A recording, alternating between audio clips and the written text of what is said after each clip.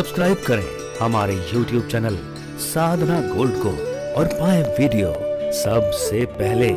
और हाँ, bell icon दबाना ना भूलें। हमारे यहाँ जितने भी प्रकार के व्रत हैं, प्रत्येक व्रत का उद्यापन करने का विधान है।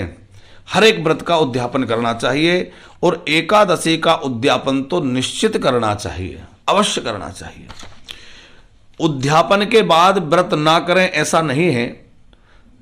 अब हमने खूब 20 साल 25 साल 30 साल एकादशी व्रत कर लिया, तो अब हमारा शरीर जब तक स्वस्थ है, शरीर पूरी तरह से शिथिल नहीं हुआ है, तभी हमें एकादशी उद्यापन विधि पूर्वक कर देना चाहिए।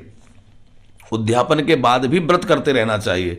ऐसा नहीं कि उद्यापन के बाद व्रत कर दें, क्योंकि व्रत बंद कर दें, क्योंकि एकादशी में अन्न खाना वर्जित है, हमने पहले बता चुके हैं।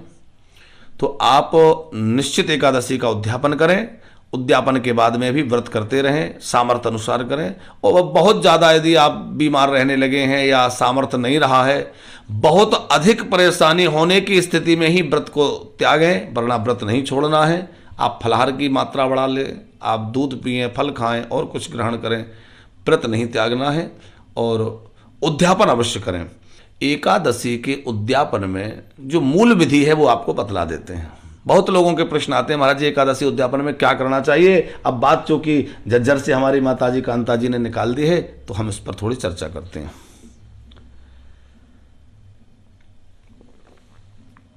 देखिए, एकादशी व्रत के उद्यापन में 2 दिन विशेष रूप से पूजा होती है। एक एकादशी के दिन, दूसरा अगले दिन द्वादशी के दिन। आपको एकादशी के दिन भगवान नारायण का पूजन करना है, भगवान विष्णु का अर्चन करना है, शालिग्राम जी का पूजन करना है, तुलसी आदि से सहस्त्रार्चन करना है। हो सके तो वैदिक विधि से कोई ब्राह्मण को बुला करके उस दिन बढ़िया पूजन करवाएं।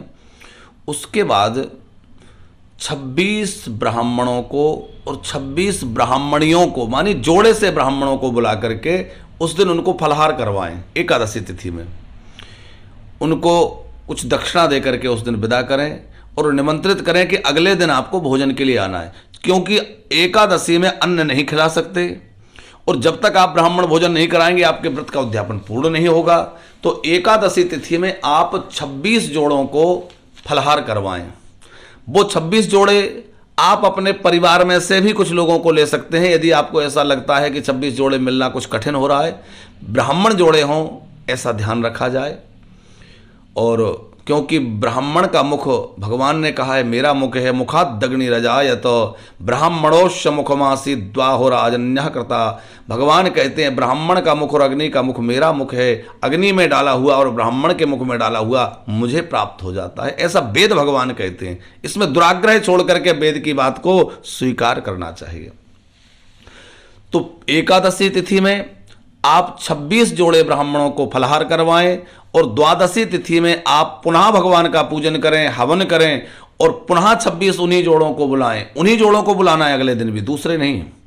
और वही जोड़े दूसरे दिन फिर आएं, फिर उनको बढ़िया मिष्ठान पकवान आदि उनको तृप्त करके भोजन कराएं, यथाशक्ति वस्त्र दक्षिणा उनको दे करके विदा करें। इस प्रकार आपका एकादशी का अध्यापन पूर्ण होता है। एक बार प्रत्येक व्यक्ति एकादशी करने वाले को एकादशी उद्यापन अवश्य करना चाहिए, यह विधि पूरी करना चाहिए।